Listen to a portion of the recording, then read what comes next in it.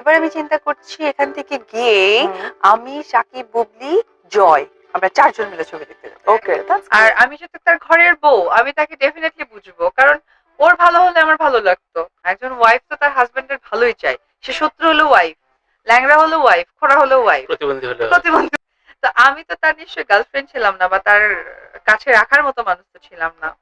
আমি ডেফিনেটলি আমি নিজে থেকে বলতাম যে তোমার এখন চেঞ্জ করা দরকার, তুমি ও, অন্য আপনি হিরোর বলতেন? সাথে। হ্যাঁ, সে করতো। ইনফ্যাক্ট অনেক সিনেমার প্ল্যানিং আমি দিতাম। ইনফ্যাক্ট একজন ওয়াইফ ডেফিনেটলি তার মানে বিয়ের গহনাও কিন্তু হাজবেন্ডের জন্য বন্ধক দিয়ে দেয় বা বিক্রি করে দেয়, তার ভালো হোক।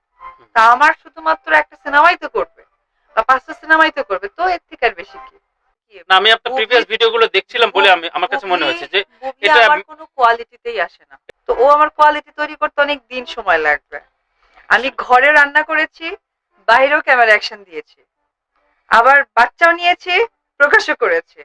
তো আমার স্টেজ, আমার হাইট, আমার কোয়ালিটিতে আসতে তার মনে করেন নাকের জল, চোখের জল, পানি, সেও বিশাল ব্যাপার করতে হবে। তো আমি তাকে আমার অবশ্যই পজিশনই মনে করি না। তো সে জায়গা থেকে বলছিলাম যে হয়তো হটমেট হয়ে কোনো কিছু না বলাটাই হয়তো না, ওই সময় বলেছিলাম, এই সময় আর কোনো ইয়ে নেই, বাট আমি আপনার সাথে একমত বলেছিলাম।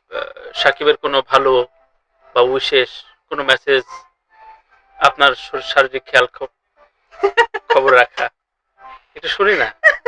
কোনো ভুল করে কোনো মেসেজ আসে না? আমার ছেলে আপনি অনেক পাঠান। ভালো আছে, আমি অনেক ভালো আছি। We are happy.